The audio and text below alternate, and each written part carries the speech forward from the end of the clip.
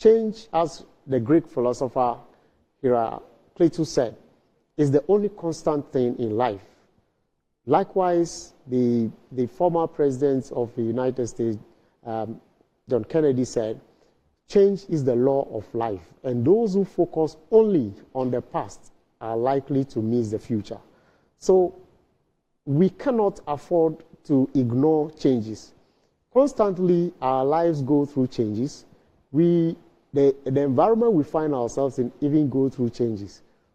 Previous episodes, we spoke about climate change, which is impacting on all of us. Temperatures are rising. We are having flooding all over. We are having deforestation because of our own activities. So we are going through changes, every aspect of our life. Within the organizational space, changes occur. People are employed, leaders are employed, leaders go. Systems have been used, they have gone off. New systems have been engaged or installed. We have processes changed over time. So there are forces that necessitate change or necessitating change every now and then. Technology is one. Individuals, generational differences within the office or within the environment, the communities, different generations are operating within. Businesses are springing up every now and then, innovative businesses, different from the way we used to do things. Think about years when we were using typewriters to, print out letters and all that. Today, the press of a button, digital printing is done with a computer and all that. We went through changes up to this point. And public policy has, transformed, or we have transitioned through diverse public policies, and also the fact that there are, numerous issues happening around, the economy as well is also informing the need for change. And we said last week that because our leadership style is also important as a factor in determining the sustainable development that we want to experience, there is the need for us to examine leadership approach and also effect some changes therein. One research conducted by Jacob Morgan, a very astute strategy researcher, came out to say that there are 6 trends that are informing the space we find ourselves in. By 2030, we are in 2024, but in 6 years' time, it's predicted that 6 key issues will impact our space, and there is the need for leaders to be conscious of all that. So whether you want to be a generational leader or not, you need to factor all these things into it. And companies have been advised, countries have been advised every now and then to appreciate the fact that, look, you cannot proceed just a business as usual. You must factor in some of these issues. The trends include the artificial intelligence. We all know artificial intelligence has come to stay. Last night I was reading, saw something on social media that says Amazon has employed over about 400 or so artificial intelligence equipment that has contributed to the loss of about 750,000 jobs. And you can imagine the impact it's going to have on our sustainable development if we are talking about poverty eradication, hunger, health, and all that. How are those things going to impact on us? It is very prudent for us as leaders and upcoming leaders to prize our minds about some of these things so that we can effect those changes. So these are some of the things that are informing changes around us. We talk about also security. It's also another issue. The world is becoming, insecure because of economic challenges here and there. So leaders cannot afford not to embrace change management. There is the need. It's part of life. So we need to effect those changes. Before I continue, it said that there's nothing more difficult to take in hand, more perilous to conduct, or more uncertain in its success than to take lead in the introduction of new order of things. Niccolo Machiavelli said so. And I perfectly agree. To effect change, everybody wants to stick to the status quo. So to experience change and to effect change, it is not an easy process. Every one of us more often than not, get very comfortable with our zones, the places we find ourselves in, the status, the level. You know, we are very comfortable, and we are quite apprehensive anytime we talk about change. And the question is, whether we like it or not, change must be effected for the betterment of our lives. The fear of the repercussions or the consequences of that change is what makes most of us at any point in time become apprehensive with regards to what we need to do. But let's quickly go into what is this thing that we talk about as change management. When we say change management, it is basically about adopting a structured approach to effecting and managing or implementing, an alteration in a state of affairs. So, for example, there's a certain process that has been instituted or procedure instituted within a community or within a workplace or within a country. Over time, it may be found out that that procedure or that process has become, unsuitable for implementation. So you want to effect or alter the process or the procedure. If it is just done, in a rush, there's a likelihood of resistance. Like, as I said, every human being is very apprehensive of changes around him or her. So the structured approach that is adopted in effecting a change or altering a course of action or procedure or process is what basically we refer to as change management. So what is change? An alteration to something, and then the process that we go through to effect that.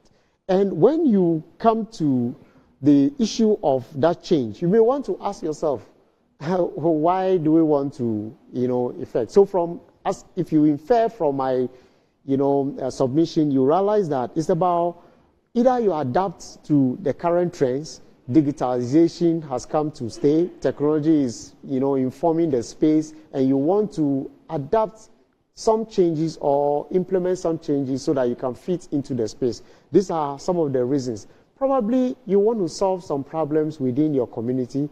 You want to, in a more innovative and creative manner. It can also be a reason why those changes are being effected.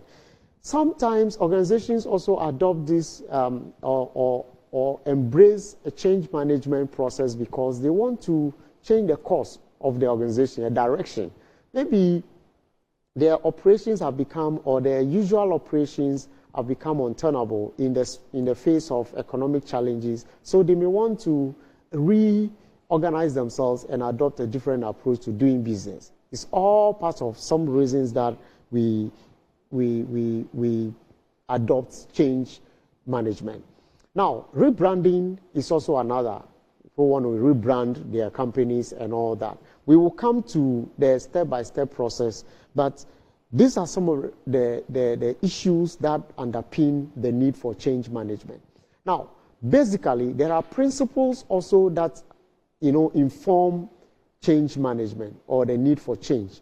Talking about the fact that you need to appreciate what the change is. So understanding the change is one of the principles. Basically, there are 4 key principles that inform change management. The first and foremost is understanding the change. What is the change about? Why is it necessary? Why is it important that we talk about the change or we effect that change? Why? Why do we need to do that? And what are the key objectives? What do we hope to achieve? What are we aiming at? If we don't know why we are effecting the change and what the results are supposed to be, then what is the need for the change? We on the program, if we link it to generational leadership, we're saying that we need to effect changes within our leadership style and skills because we want to leave such a legacy that goes beyond us. Legacy that will, be beneficial to generations way ahead of us, 100 years' time. What kind of legacy are we living? So if we are not doing that now, it is the reason for us to effect a change in our own approach. And the objective is to make an impact. Now, what will be the benefits if we effect those changes? Effecting a change to an organization or a community What will be the benefit? We are saying that for us to have a sustainable development which will cater for the needs of future generations, our leadership approach must go beyond our individual benefits or the benefits of the present generation. So by effecting changes in our approach to leadership mindset, the mindset we have in effecting or harnessing the potentials within our space and providing direction for our teams, our communities, our organizations, it will benefit future generations. So by and large, that is basically understanding the change is what we're talking about. Now, planning for change. You have identified the need for the change with the benefits thereof.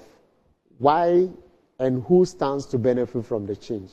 You have identified all those stakeholders. How do you plan to effect those changes? There are processes that we need to go through.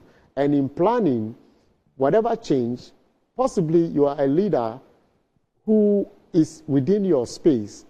You are doing what you are doing to the best of your knowledge. That is what it is. But listening to Leadership 360, you realize that there's the need for you to effect some changes here and there.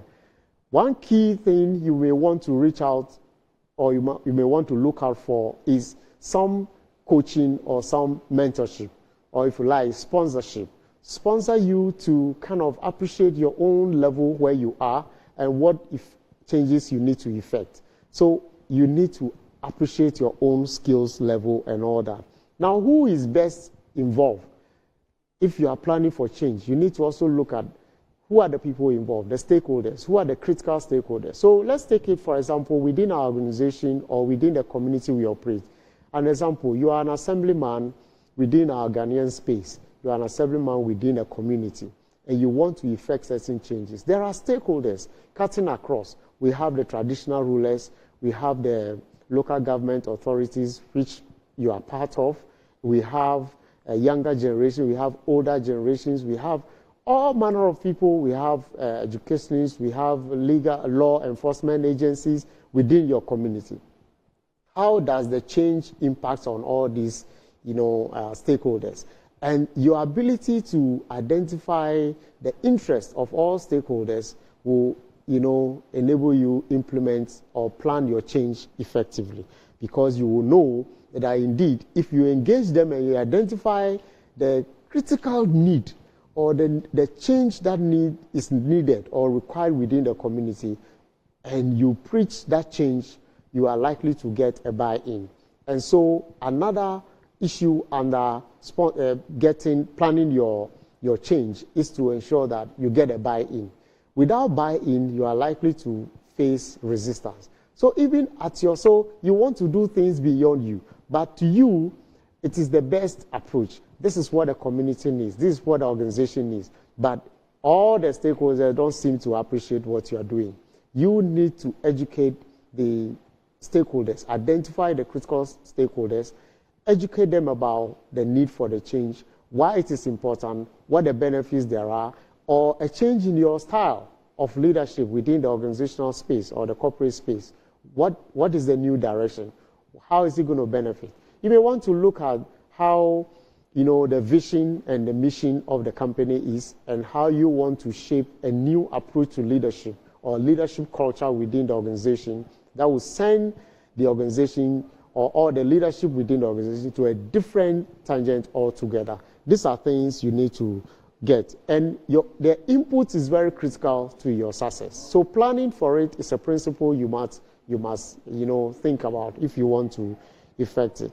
Now, these key stakeholders that you have identified will aid in the implementation. So the third principle you need to think about is the implementation phase. The implementation will impact on stakeholders. It is not about you. Mind you, we said earlier that leadership is not about you. It's about other people. It's about how you can provide guidance. You can throw that or illuminate the path of a team or a group of people to attain a shared goal. That is what leadership is about. So the interest of the group must inform your actions every now and then. Selflessness is the key word that you need to look out for. And for all you know, some people may have difficulty in appreciating what you are going through or the changes you want to effect. It is your duty to identify whether they require some training to, upskill their understanding or to upskill them so that the comprehension of what is going on will, be higher than what it is. So it is not just about saying, I want to effect a change. What kind of change are you effecting? How are you planning to effect that change? And how are you implementing the change? And there are various ways. For want of time, we will not go into so much details. But it must be said here that there are different tools or models that can be used to aid you in implementation of your change, whether in your leadership style or a process within your workspace, your community, and all that. There are processes that different models, different tools are involved in that. Some of them have been propounded by very well-known strategists like Peter Drucker's model of 8 steps. We have the ADKAR model, where it talks about awareness, and then the knowledge level, the desire, and then ability, and then how you're going to cater for the stakeholders, the communication part of it. So all these processes are things that you need to look at. So depending on the environment you find yourself, you may want to adopt a very suitable model or tool that will suit your situation. So in effecting change in your own leadership style, you must apply those models to yourself and ask yourself, what am I aware of? Are you very much aware of your own leadership style as it is? And if you are you desirous? So using the ADKAR model, for example, are you desirous to effect the changes? And what is your own knowledge level? What do you know? Why are you educating yourself? Do you require some further training? Do you have the ability or the capability to deliver? These are questions that you need to have. More of these questions are actually, some of them are covered in detail in my book, as you see on the screen, The V.U.C.A World and the Future of Corporate Strategy and Leadership. That is the kind of world we are in, and we need to go through all these processes. Now, the other principle border on communicating the change. You have stakeholders. You have planned, you have identified, you understand the change you have to effect. You have, gone through the whole process of implementation. You have planning. How do you communicate to the stakeholders to appreciate whatever it is that you are doing? When it comes to communication, you may want to even look at the vision. Remember, we said on this program last week that when it comes to generational leadership, generational leaders have commitment to a vision that they sell to their followers, that they get committed to, and they implement it to the latter. They have resilience to get through with a vision. And so it is very important that if you are effecting changes and you see yourself as a generational leader, it's important for you to kind of communicate to them about the vision. What is the end state? What are we aiming at? What are we hoping to achieve at the end of the day? And when that is embraced by the stakeholders across board, you are likely to earn the buy-in, or you gain the buy-in of all of them. And then the kind of thing you want to effect will come to fruition. In history, it's been said that a lot of these generational leaders, the generation within which they were operating, they were not able to sell the vision, or either their compatriots were not able to appreciate the destination they were aiming at. Hence, the misunderstanding, and so the process was curtailed along the line because people do not appreciate. So if you want to effect changes within your organizational space, it's just cogent. I mean, it is just prudent for you to, get people appreciate the destination that you are going. so that everybody comes on board. We also said on this program that life or leadership is to empower people to take initiatives. So when they appreciate where they are going, they are able to move along with you and get to the kind of destination you are aiming at. Now, let's quickly look at the step-by-step process that, besides the principles, you can look at the fact that there must be a tangible and realistic vision. They must embrace the change management process. Whatever you determine at the end of the day, how do you get the stakeholders and yourself embrace the process? Go through the process. Resistance will come, and you have to demonstrate resilience as a generational leader, because you appreciate the destination and you get other people to also appreciate the destination, and you do that. And you have to use the right tools. You have to, demonstrate top-notch leadership skills. Selflessness is one of those qualities when it comes to top-notch leadership skills that you need to exhibit. And effective communication is also key. So when it comes to change management, these are basically some of the underpinnings that we should, bring to our mind, or we should pay attention to. At the end of the day, we have to appreciate whatever it is that we are doing. And our generations and generations beyond us will also appreciate it. At this point, we will take a breather, and when we come back, we'll open the phone lines for your general input. Let's take our first breather.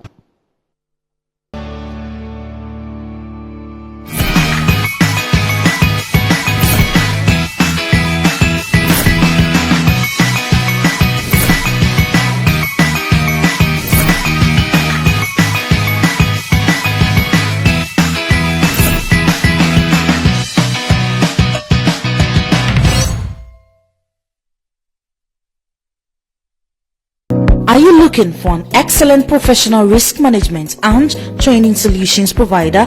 Look no further. Your ultimate solution provider is here at V5 Solutions Limited.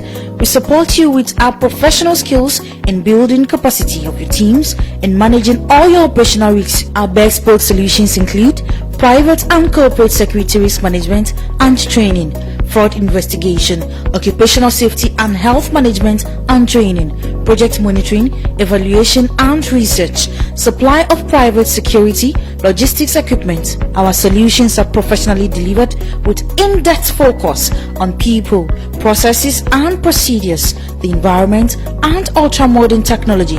Contact us now on 0303 957136 and 053 5176 or send us an email at info@v5solutionslimited.com for a partnership that strengthens your company for an excellent sustainable productivity and profitability. Visit our website at www.v5solutionslimited.com for more details. V5 Solutions Limited, your ultimate professional risk management and training hub.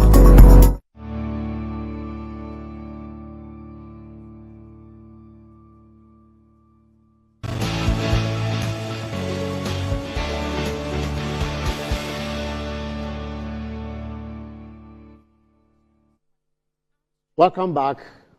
So far, we are talking about change management on today's Leadership 360 conversation. You are live on Metro TV here in Ghana, the west coast of Africa. We are also live on Metro TV at Facebook at Metro TV Ghana. I am your host, Dr. Abbey. The discourse has been very interesting so far. At this point, we'll quickly open the phone lines for your participation, because we want all of us to learn. All of us want to embrace that generational leadership and the process of changing our approach to leadership so that we can have the sustainable development as we all deem it fit. The phone lines to reach out to 0531 982298. 0531 982298. If you are out of the shores of Ghana, just add +233 and you get through to us. This is your favorite Leadership 360 program. Just a quick point of correction in my submission, a slip about the Peter Drucker. It is actually quotas 8 points model of change management. So just to correct that before we move on. While waiting for your call, let's appreciate that within our communities, we experience changes every day, as mentioned from the beginning. But we also equally face resistance. In our communities, we see that projects are brought to the communities which, may not meet the needs of the communities. It is because, intentional attention has not been paid to, a structured approach to effecting change. That is why sometimes you see communities resisting some of these changes, which eventually may even benefit them. But because there's lack of understanding, there is a lack of appreciation of what the benefits are with those projects, then you see a lot of resistance coming from the individuals. Dr. Frimpong, good afternoon and welcome to Leadership 360. Yeah, thank you. I'm enjoying the lectureship. And I want to find out where I can get a copy of the book. All right. Thank you very much for the compliments. The books are available you can get copies at Goel Filling Station at 37, or you can reach out through the number and be delivered onto you. Okay, that's fine. Thank you very much. Any other contribution from you, Doc? Yes, I think I have read a lot of leadership, books, but the way you handle it is very fantastic. So keep it up. Thank you so much. Thank you, Doc. Thanks for the compliment. Just to throw a little bit light on the book, it introduces us to the kind of world we find ourselves in. The volatility we are experiencing within the economic space, the uncertainty that surrounds us, and the complex nature of all the issues from technology to, economic policy to political upheavals here and there, and how they are so ambiguous that we are not able to comprehend the trend and its impacts on corporate strategy and leadership in general. Day in, day out across the world, leadership is being modified to suit the times. And if you pitch it against issues of sustainable development, then you realize that we need to effect some changes here and there to be able to experience the kind of sustainable development that we all yearn for. Good afternoon, caller. Good afternoon, sir. Good afternoon. Please, your name. Good afternoon. I'm Stephen from Sao. Okay, Mr. Stephen, welcome to Leadership 360. Your point, please. Thank you, sir. I've been listening to your the teaching that you're giving us on the. Please, humbly speak up a bit. Okay, see, I've been listening to the submission that you are given, and okay. I will say a good job over there. As my earlier caller did mention of, and we've made let her know that we can get the book from Goel Filling Station at 37. I just want to ask if someone wants to call for a training, will it be available for that? Please, your voice is a bit low. Can you speak up a bit? I want to ask if someone is calling me for a training, will it be available for that? Oh, yes, I'm available. Once you reach out, our aim is to spread as he said in our local parliament, to spread the gospel. Let's all effect the changes we want to effect. So I'm really available for any training engagement so that we all learn, unlearn, and relearn to accelerate the process so that we experience the kind of changes we want to see. So, Doc, Mr. Stephen, I'm available. Okay. Thank you very much. All right. Thank you, too. Thank you for your inputs and your question as well. Now, cherished viewers, we are continuing our discourse. I was saying that some changes have been proposed in some communities where we all live, or even within our organizations. But those proposed changes, face resistance. You may want to ask, why? Why can't they see, or the community, the residents there see the benefits thereof? In the eyes of the individual who is introducing the change, he or she may appreciate the benefit thereof, but because there's lack of or low engagement or incomplete engagement of the critical stakeholders, you kind of meet some of these resistance. Mr. Kwabena, good afternoon. Good afternoon, sir. Welcome to Leadership 360. Your input, please. All right, thank you, sir. So I actually Hello? Hello, Mr. Kwabena? Hello? Oh, I guess we have missed, the call has dropped. Please try and call back. We need everybody's views on this program. So when the stakeholders are not well engaged, resistance becomes the key issues that you experience or you notice. So it is important for all of us. We are critical for us to know that the effects of lack of engagement is very enormous. Mr. Anthony from Medina, good afternoon. Good afternoon, Doc. Welcome to Leadership 360. Thank you so much, Doctor. In fact, some of us, we have been the followers of your program, and we thank you for adding to what we already have. In fact, the program is a good program. I'm looking forward to see where voluntarily you can invite some leaders always to the program, or if possible, a camp distance so that the leadership training can impact all of us. You see, the country, what we are facing now is leadership challenges. Almost all the institutions in the country, we face that challenge. A leader should know where he wants to take his people to. And if a leader himself doesn't know where he's going, what about the followers? Exactly. So it's a good thing. We appreciate your efforts. It has made me to always put my television on the metro, always when it's getting to the program. So thank you. We appreciate it. But is there any plan of having leadership training school so that we can attend? Well, thanks for the compliments and all that. Just watch the space. We have leadership summit as well, and all other arrangements are in place for us to impact knowledge everywhere. So just watch the space, and then we will publish it as and when the next project is coming up. But all the same, we are grateful for your feedback.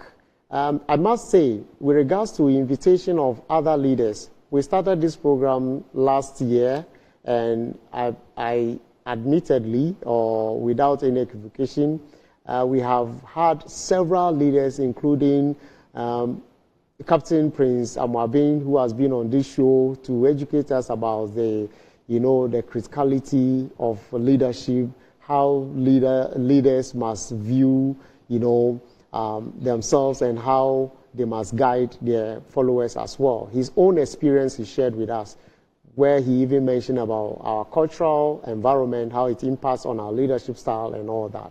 He is a very strong supporter of this program, I must say. And other experts, consultants have also appeared on this program where we spoke about service excellence. Dr. Genevieve Duncan was here, an astute banker, has been here and spoken about all this. We have Nana Bafo, also appearing on this program several times, talking about risk management, talking about leadership issues, cultural perspective, and he has been on the program more often than any other person. So yes, periodically we bring people. We have discussed issues of conflict management, where we brought Dr. Ajovu to help us to appreciate conflict management. So indeed, we have been bringing people, but usually when we want to introduce a topic, we have to get it going, and then we bring perspectives from diverse, people as well, so that we enrich the discourse. So that's what we do. So it's well noted, and we believe that with your continuous input, we will make a headway. Mr. Bismarck from Cape Coast, good afternoon. Yes, good afternoon. And welcome to Leadership 360. Oh, thank you so much. In fact, I'm really... Hello? Hello, I'm Mr. really loving your program, yes. And in fact, I have a question. Please go ahead. And my question is, if an organization, and in the organization we have sections of 5 groups, and you are one of the head in one of the groups, and your decisions are not being taken, what are you supposed to do? Are you supposed to quit the whole organization, or I just want to know what I should do, because I'm an organization that whatever I say, the head of the group doesn't take my concern. So I just wonder whether it's better for me to quit the organization. Okay. Or what? All right. Thank you very much. You see, when we have what we call stakeholder management, the superior you are talking about, the leader you are talking about, is a very crucial stakeholder in the environment you work in. Your duty or your responsibility to appreciate the very nature of that stakeholder. How do you best approach in giving feedback to such a person? What is the best way that is appreciated by the person? Probably, or perhaps, the manner in which you give the feedback or you reject the suggestions or the decisions of the individual may be the reason why the individual or the leader would take a very strong stand and say, this is my decision and this must be done. So it is left for all of us as team members or stakeholders to identify the behavioral pattern, the emotional levels. So we have to have, first of all, emotional intelligence to be able to appreciate what the person goes through at any point in time. How does it take feedback? How do you engage such a person to gain understanding and appreciate your perspective of things? Some people, for example, would not like open, forum feedback. Some, or criticism, if you want to put it, or critique even.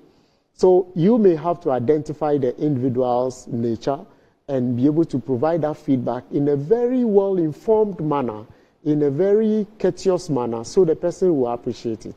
Everybody, some leaders, personally, I don't mind getting a feedback straight in the face that this is not going to work because of A, B, C, D. Some people take offense at that. So it is left for us, the team members or stakeholders, to identify each and every one of us, our level of tolerance and our own nature or character, so that we can approach it. It is when all the options are exhausted, then the decision to move on or to stay within that same environment lies with you, the individual. But let's not be quick to apportion blame onto the person, that the person is so adamant he doesn't listen to anybody. For all you know, if you go behind the scene and engage the individual, and the person will be able to appreciate the kind of issues you are raising with his or her decision. So that is what I will say with regards to that. Now, we also say that on this program, we are preaching about an honor code that will enable us or remind us to develop a certain mindset at all times, that leadership is not about our interest, it's about the interest of others. So our own interest should come last always and every time. So we're going to look at our leadership 360 honor code, and when we come back, we'll wrap up the conversation.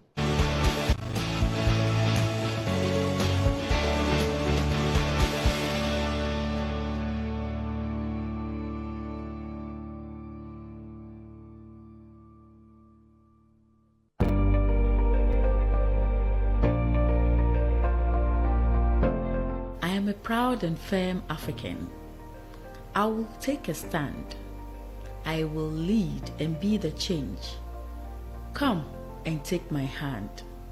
For the safety, honor, and welfare of my country and company come first. Always and every time. The honor, welfare, and comfort of the people I lead come next. My own ease, comfort, and safety come last. Always and every time.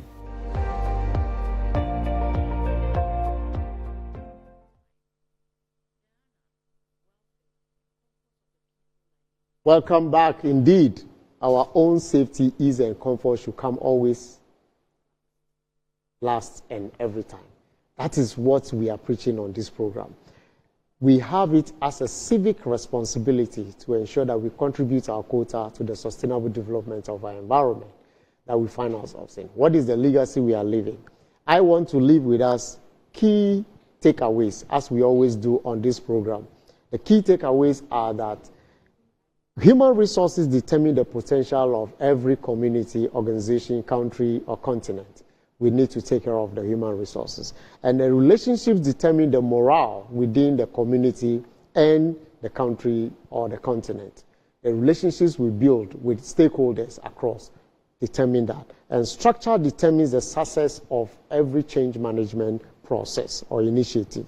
And strategy driven by vision is what will underpin the direction a community, country, company, or continent takes. And general or generational leadership determines the future success of the entire organization, community, or country. On this note, time is so short. We have come to the end of today's discourse. I appreciate your contributions, all viewers and cherished listeners out there. Next week, we shall continue with on the journey of learning, unlearning, and relearning to accelerate our leadership skill development for the sustainable development of our country. Great having you around. Let's have a beautiful afternoon. See you next week.